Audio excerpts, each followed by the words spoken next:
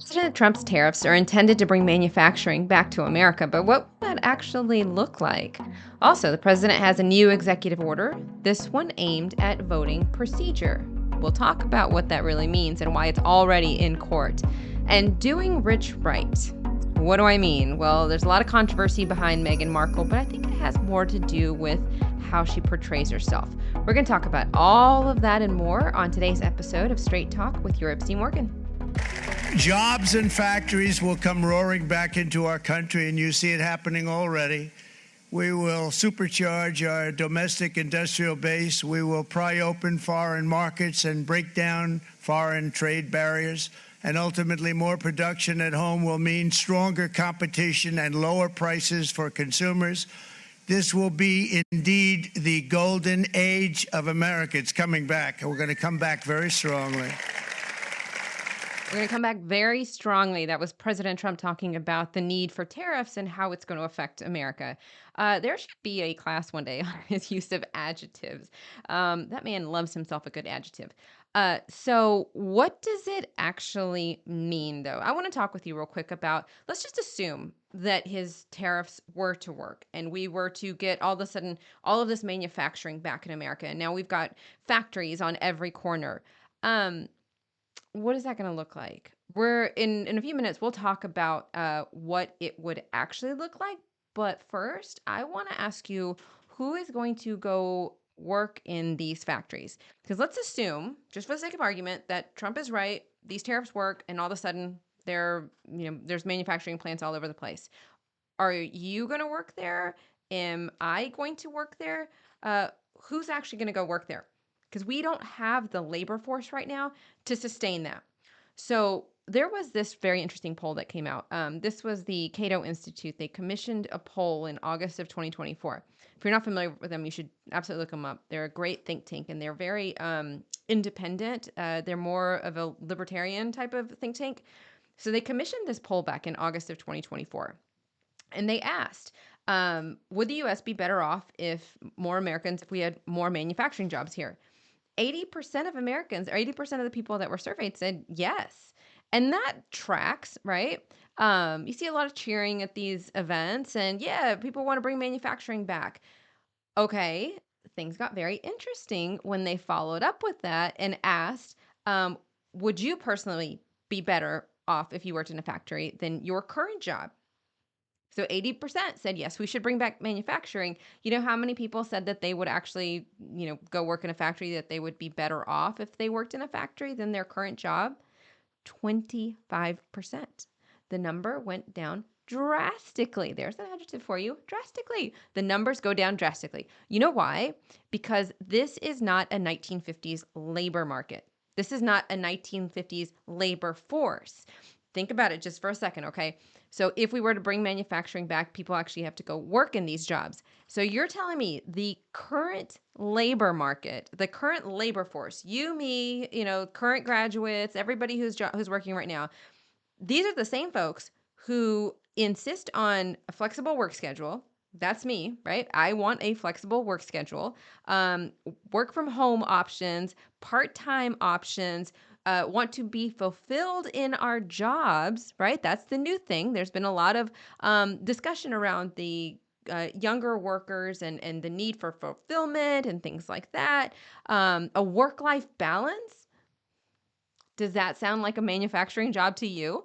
No. I think that what we would encounter is a shortage of people who actually want to go work in these factories if we were to bring them back. As a matter of fact, there was from the U.S.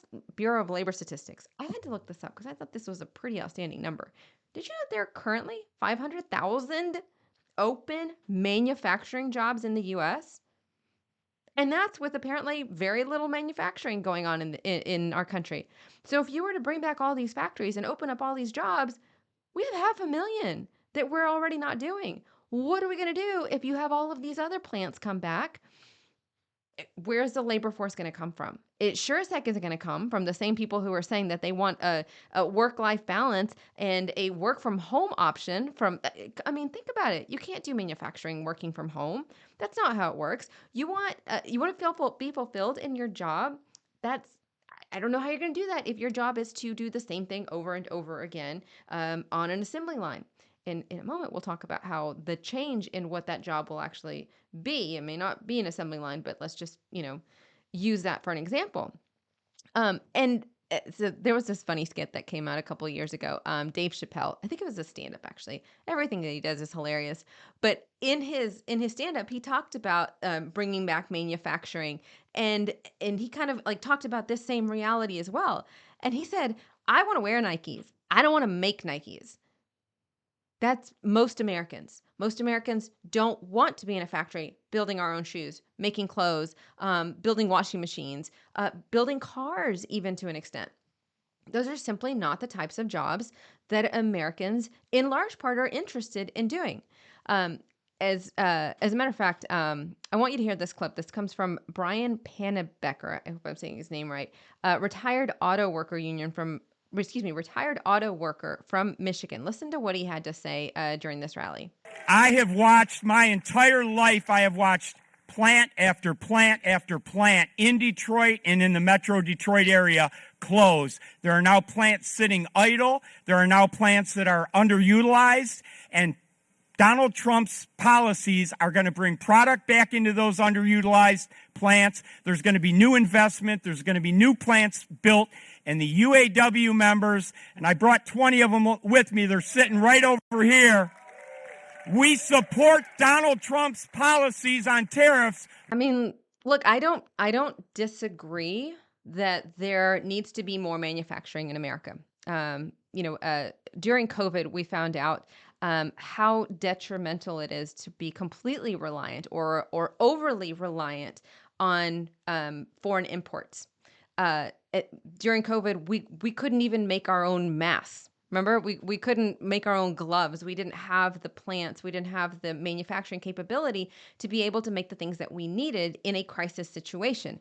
Now, some of that, of course, could be avoided with proper planning. But I get the point. I think we found out to our detriment that not being able to manufacture some of our necessary equipment here in the U.S. is a big deal, and it can create a huge problem in times of crisis. However, as much as I want to believe that if we were to bring back all of this manufacturing, that there would be people willing to take those jobs, the reality is that there are simply not enough Americans, I think, who want those types of jobs, who have that same mentality and who would be willing to do those types of jobs. It just is, it's not feasible. It's not realistic anymore. And I'll give you an example.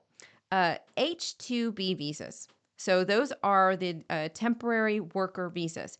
There are only 66,000 of them allotted every year, which is we could talk all day long about how we need more H-2B visas, but these are the types of jobs they're temporary, they're seasonal.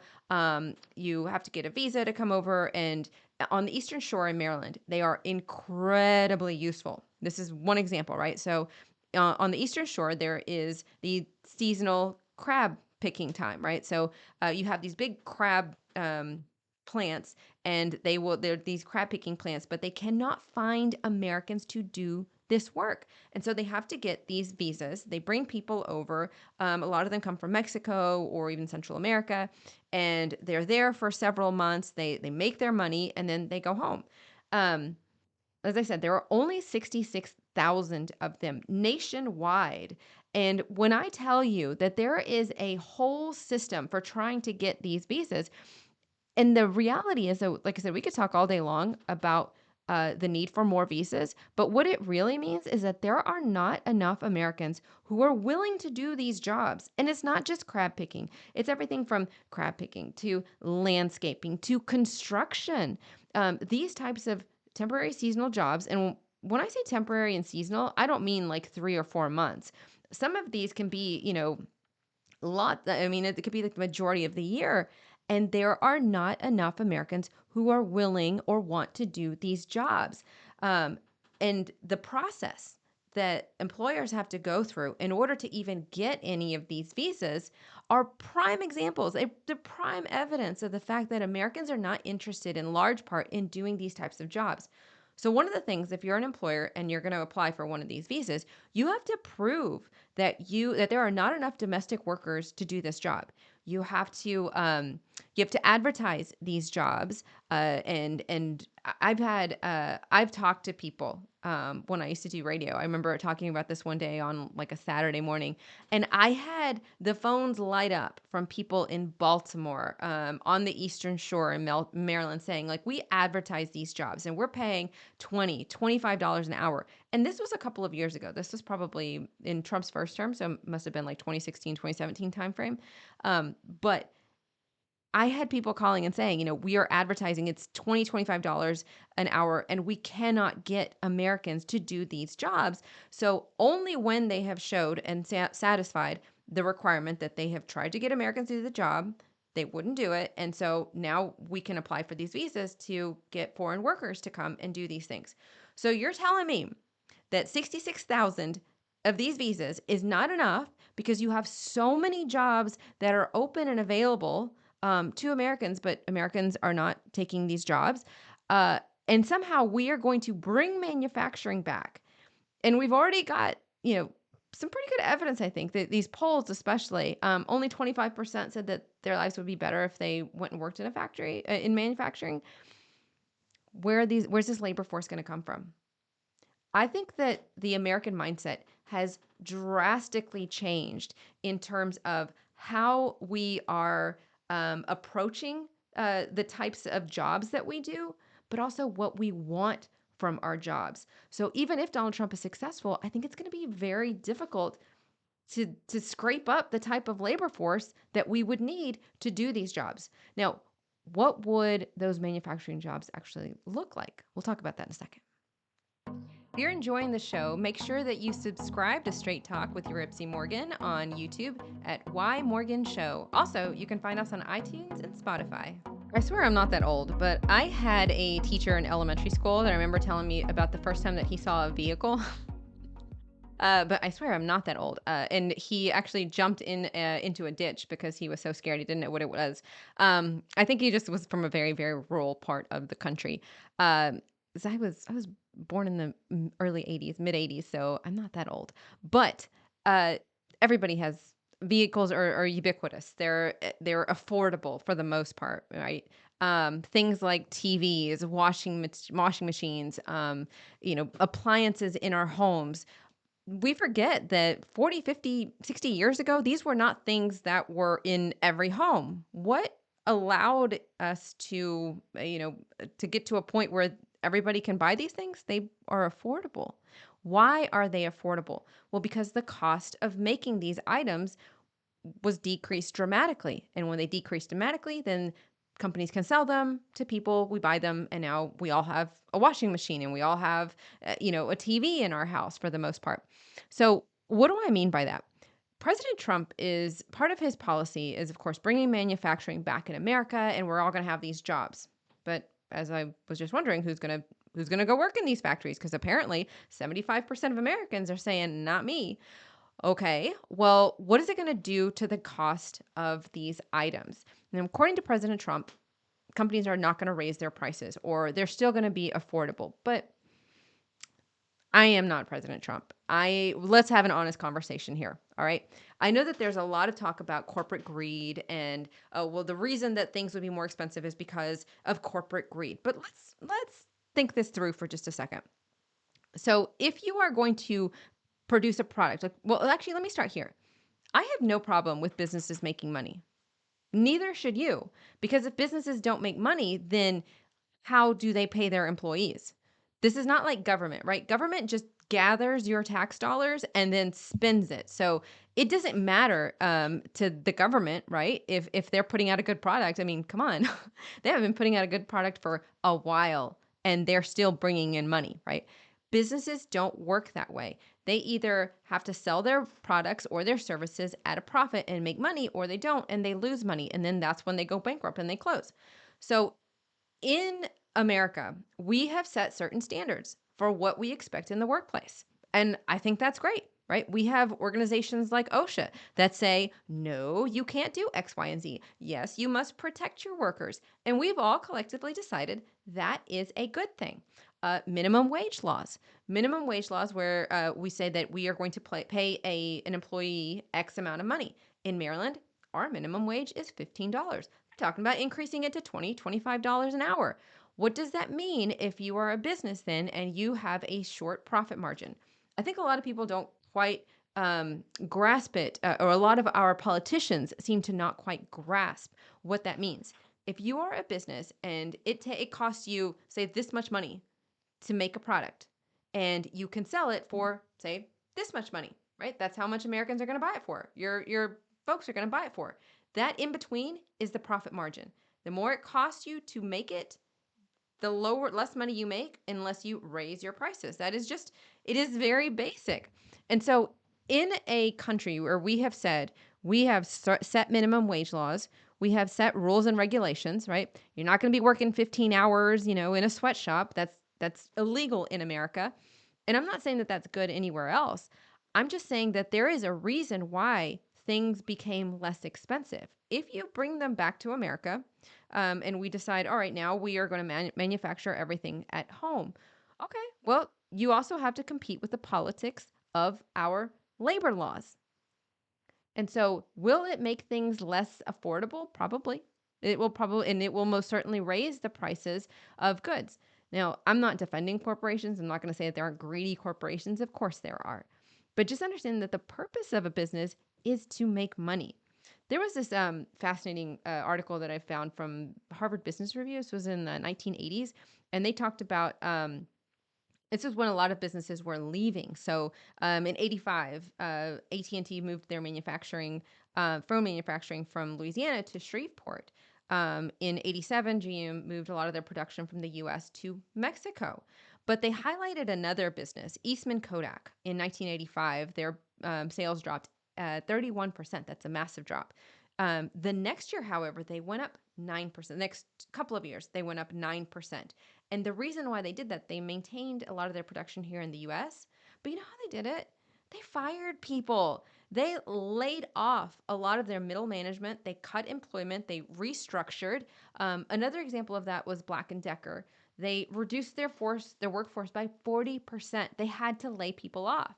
And then, of course, there's the whole, the advent of AI and robotics, engineering. So in General Motors, automation. That's the word I was thinking of. Automation.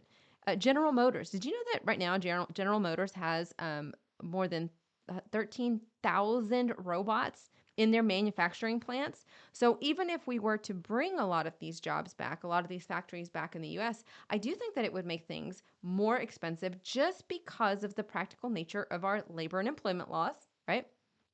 You set these rules, companies have to abide by them. They will raise the cost of making these products, which will then raise the cost of buying these products.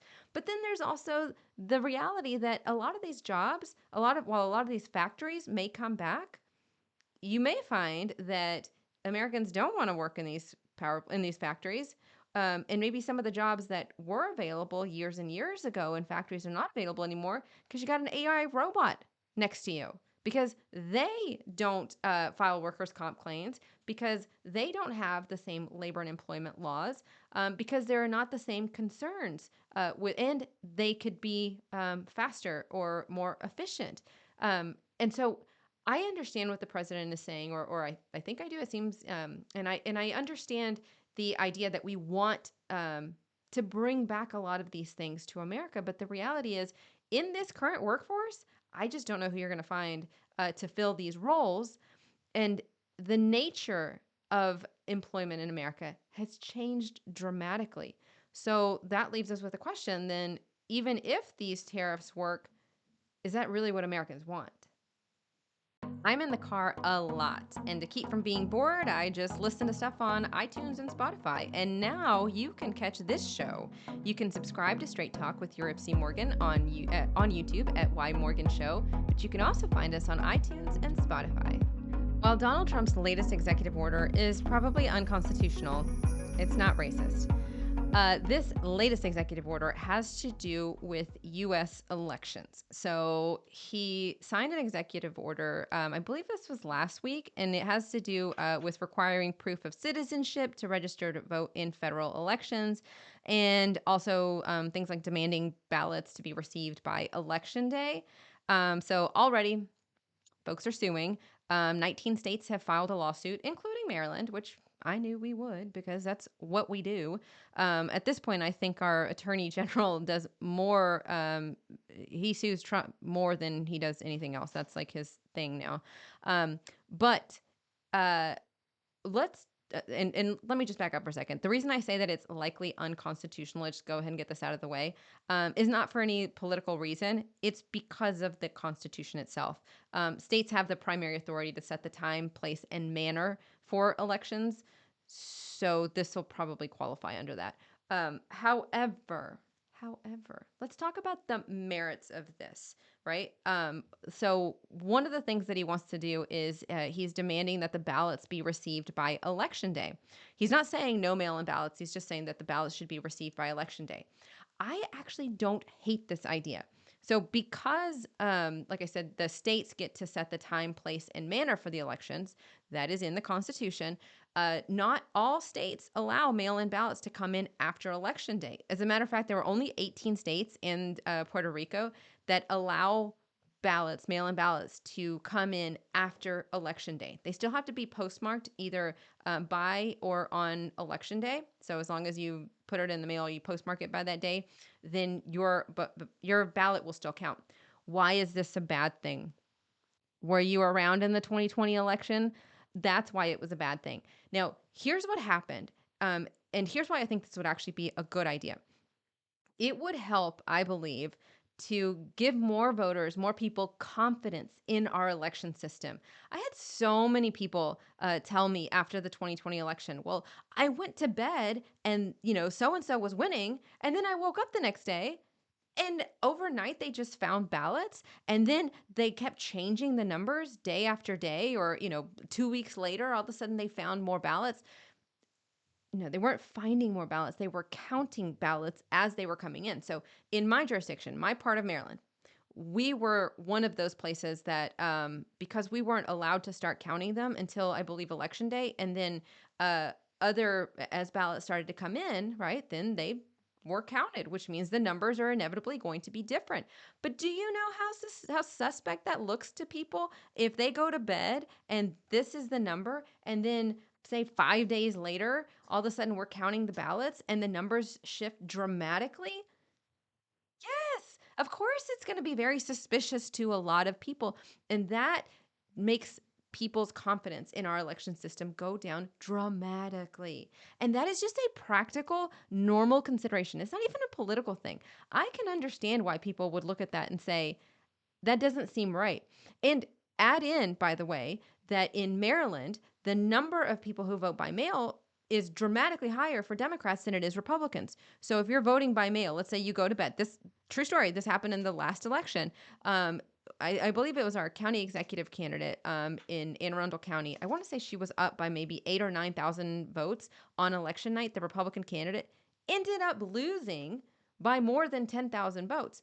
And the reason was because there were, I want to say it was like 60,000 mail-in ballots that came in. The vast majority of them were Democrat. You know why? Because a lot of Republicans didn't want to vote by mail. A lot of Democrats did. So you've got 60,000 ballots to count, and the majority of them are Democrat. And not only are the majority of them Democrat, but a lot of them they're trickling in, right? As long as they were postmarked by Election Day, then they would still be counted. And so the numbers kept changing. And that does a huge disservice to voter, I think, to people having confidence in our election system when the numbers constantly change. So although the president's executive order is likely unconstitutional in this sense, this one is the one that I think we should think about. The states, even if the federal government can't do it, the states should take this into consideration, because I think it would give voters a whole heck of a lot more confidence in the election system to say all the ballots have to be received by Election Day. All right. So they're received by election day, they're counted, and now you don't have this trickling in effect where the numbers constantly keep changing and you're going to bed and you have no idea what the numbers are going to look like in the morning. All right. Here's the other thing that he said though. And this is a big one, especially for my friends on the left, all right? Democrats. Requiring proof of citizenship to register to vote in federal elections. I do want to make something clear real quick, right? I think part of the reason he says in federal elections is because there are municipalities and even in Maryland here, I want to say that Montgomery County has talked about allowing people to vote in city elections or in local elections who are not U.S. citizens, right? This has come up. So, requiring proof of citizenship to register to vote in federal elections. So, voter ID is what we're talking about realistically. And for some reason, that seems to that seems to be a bad thing. Now, here's the crazy thing. I'll let you in on a little secret.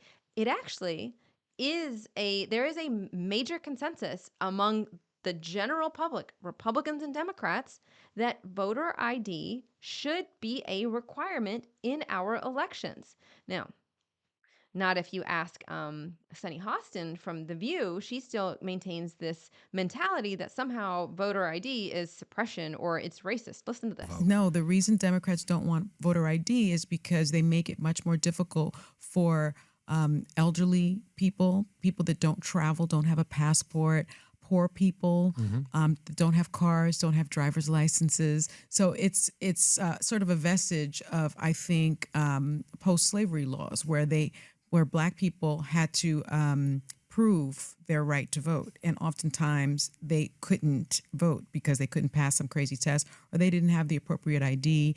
Uh, can I just say real quick that one of the things that irks me most about what she says there, do you see how she kind of equates poor people and then goes into the post-slavery, somehow equating the two? Um, if there's anything racist, I think we're on a right track. There you go. Sunny Hostin right there. Poor people does not mean Black people. All right. Let's just start there. But her view is so condescending. All right. Let's start with this. There was a 2024 Pew Research poll that found that 81% of Americans, 81%, agree with requiring people to show a government issued photo ID in order to vote. 81%, the overwhelming majority of Americans say that yes, you should be required to prove who you are at the ballot box when you are going to go vote. That is a normal, common sense thing. Yes, we want to know who you are, and there is nothing wrong with that. Now, to Sunny's point, she's thinking, and I wonder, that's why I say this is very condescending. Like, how do you think we tie our shoes in the morning? Like, what do you think? Like, do you think that poor people or that the elderly, like we just need everybody to hold our hands? That's insane. So think about how condescending that is. If you don't have an ID, a government issued ID, guess what else you're not doing? You don't have a bank account. You cannot rent an apartment. You cannot buy a house. You're not going to get a job without some sort of government identification. You're sure as heck not driving a car. And if you're not doing these things because you don't have a government issued ID, then our job should be to get you a government issued ID. Never mind the voting aspect of this. You cannot fully enter our society if you don't have these items, if you don't have this type of documentation. So rather than saying, oh, well, we're just not going to do voter IDs because some people don't have them, the answer should be, let's go help people get these things because not only will it help them vote, but it will help them become a part of society. I mean, think about it. If you don't have a government issued ID, you cannot get one, then you are missing out on a whole host of other activities, productive activities like getting a job, getting a bank account, all those things that I just listed to you. So if there really is a significant amount of our population that doesn't have that, then our focus should not be on ignoring that and just saying that we're not going to do anything about it and we're just not going to have voter ID laws. It's very stuck up mentality. Our focus should be on helping them get those things so that they can enter society. But this whole condescending, and it's crazy to me because I really Sunny Austin is a very, very wealthy person. Okay. Regardless of the stuff she says on The View, she's a very wealthy person. So part of me thinks, like, do you just not know? You just don't know people like that aren't rich. You just is your group just that? I mean, and that's fine if it is, but maybe you should get to know people, right? Even us poor people, when I was in college, when I was in high school, baroque. I still managed to get a driver's license because it was important to do so. I had to get a job, I had to get to my job. I had to go to college, and you need things like identification in order to be able to do that. But as I said, there is actually bipartisan support for this issue. Um, so as I told you, this Pew Research poll, 81% of Americans said, yes, we should require voter ID. Do you know how many of them were Democrat? 69% of Democrats said that, yes, we should require photo ID, government issued IDs to vote. 69% of Democrats, 95% of Republicans. So like just about everybody, right? But it's not just them. Back in 2021, Senator Joe Manchin had this voting rights proposal, and it included requiring voter ID. Barack Obama said there's nothing particularly controversial about that. Senator Ralph Warnock, Democrat senator from Georgia, he told the Washington Post that he could support some form of voter ID, saying, "I don't know anybody who believes that people shouldn't have to prove who they are when they say that's who they are." Right? He said, "I've never been opposed to voter ID."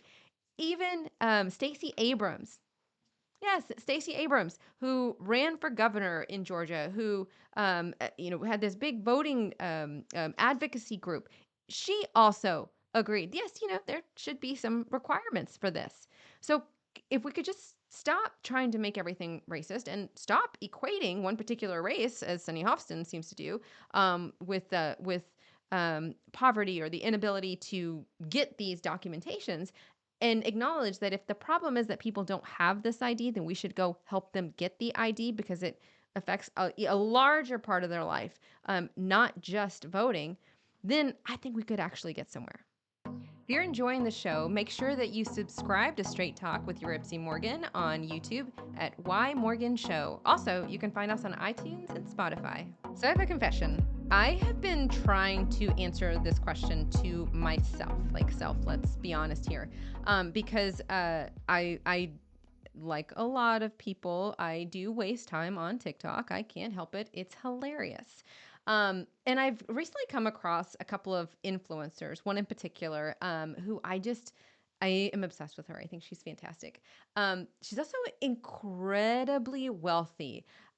She did this TikTok about a recent purchase that she made. Watch this real quick. So I spent the entire afternoon at Hermes just looking at some of their ready-to-wear clothing as well as some of their furniture pieces for our new home. On my way out, I noticed all their private rooms were fully booked, so I turned around to my sales associate and said there must be some good stock here. To which she responded, "Yes, we have some bags. Do you want to see them?" So here we are, unbox my new Hermes bag. I didn't even know that Hermes made furniture. But I love watching this woman. I love her persona, her style. And so, like I said, I'm trying to be honest with myself because I am also the same person who complains about the price of eggs. Okay, I am upset about the price of eggs, but I'm very happy to watch this person go all out at Hermes. By the way, do you know a bag there cost, just for reference, about $10,000, and it can go way higher. And in many cases, you have to be invited to buy there. Okay, like you can't just go in there for most of us. And so I have been trying to reconcile with myself, what is it about me and why has she become so popular? Because it's not just me. This woman apparently started a TikTok this year. So just a couple of months ago, I want to say it was like February when she started this. She has over 1 million followers and she's not a celebrity. But what she is doing is taking people behind the scenes of her extremely rich lifestyle. And she's also not, she's very genuine about it. She talks a lot about her parents and the work ethic and the business that they built and then what they passed on to her. A lot of it is really, really entertaining and very, very interesting. The type of business advice, the about working in a business environment that she gives, I think is super practical and very, very useful. But aside from that, I want to know what's in our house. It's like going back to, you remember that show Cribs, MTV? That show was wildly popular. You know why? Because we want to know what's in your house. I want to, like, that is not my lifestyle. I could never spend $10,000 on a bag. Are you kidding me? But she does it and it's no big deal. She did one recently about, like what her fiance got her for Valentine's Day, like more than most of us, more than the cost of our houses. But yet it is so fascinating. And I was watching her though, and this is where I had to have a conversation with myself. And I'm like, yeah, but how come you like her, but other folks, like let's say Meghan Markle? What's the issue with Meghan Markle? Watch this. This is from her recent. I think she's on Netflix. She has this new show. Watch this. You see where our rainbow is coming together here? And you don't have to do a big platter of this. You could do this with one small row for your kids for breakfast, genuinely, and it makes the morning a lot more fun. But can I just show you if you just made one? Please, yes. Just a little morning plate. So why does that grate my nerves? But watching somebody like open a bag that is worth more than my undergrad degree, like why does that not bother me? Oh, I'll tell you why. I think I figured it out. It's because of the genuineness factor. I saw this other TikToker who was talking about this, and her viewpoint, I think, really, really resonated. Was that I like seeing rich people do rich right. Like if you are stupid, stinking wealthy, and you're willing to tell me about it, I want to see it. Take me behind the scenes, like I want to know what's in your closet. The girl that I showed you in the beginning, there was one where she talked about an apple that came in a crate, and she had 50 of them in her refrigerator. She walked into her refrigerator. So now I've been thinking for the last few days, like, what does your refrigerator look like? I want to see this, right? The issue with Meghan Markle, though, and I know she gets a lot of hate, and a lot of people say, oh, well, it's racism. It's For my part, it is not racism. It is a lack of authenticity, right? And it's like she is trying to be relatable, but she's not relatable. And I don't want her to be relatable. You are a literal princess, or was, right? She was a duchess and then she gave it all up, but still. I mean, in American terms, you're still royalty. And that's what I want to know about. I want the MTV Cribs version of what she is doing. I don't want her to try to explain to me how to do a rainbow, like a fruit rainbow. First of all, that came out on Pinterest like 10 years ago. Everybody was doing this 10 years ago. And second of all, my kids would eat like one thing on there, and then I would be very upset about all the time and money that I spent making this flippin' rainbow thing. Why was it okay when Martha Stewart did those kinds of things? Because all she did. Martha Stewart she was like a goddess in the kitchen. Martha Stewart could tell me, to fry a chicken outside in 30-degree weather, and I would do it because it's Martha Stewart and the woman has proved herself. I know that what she says is going to taste good in the end, right? Meghan Markle doesn't have that type of credibility with cooking and lifestyle and things like that. And she keeps kind of bouncing around when I think the reality is that, being authentic about what made you popular, which is being royal, that's what people want to hear. Now, I understand that if you don't want to share that part of your life with Americans, that's fine. I mean, your privacy is your privacy. But understand that that's what people want. Now, people like so Becca Bloom is the first TikToker that I showed you, the one who was incredibly, incredibly wealthy. She is very, very authentic about it. And I think she understands that this is not a normal lifestyle for most Americans. And if she's willing to show us, apparently over 1 million of us are very curious about what's in this woman's closet, how she's planning her wedding. This apple that came in a crate. You got to go see this TikTok, and it's like a big, big crate, like for an apple, and it is a massive apple. Who even knew that these things existed? Have you ever gone into a store where you have to have a personal shopper invite you to come in and then spend gobs of money? I have never, and I would never. I would die. Like I'd get anxiety thinking about spending that kind of money because it's just not my lifestyle. But I am very curious, and she is very authentic about it. And I think we do a massive disservice when we look at somebody like Meghan Markle and automatically say, "Oh, the only reason that people don't like her is because she's Black, or because there's racism involved. And I'm not going to tell you that racism doesn't exist. Of course it does. I mean, globally it exists. In America it exists. But the reason that she is not popular is not because of racism. It is because there is a massive lack of authenticity. And that's just a fact. Thanks for tuning in to this week's episode of Straight Talk with Yuripzy Morgan. Make sure that you subscribe here on YouTube. You can also find us on Spotify and iTunes. Until next week.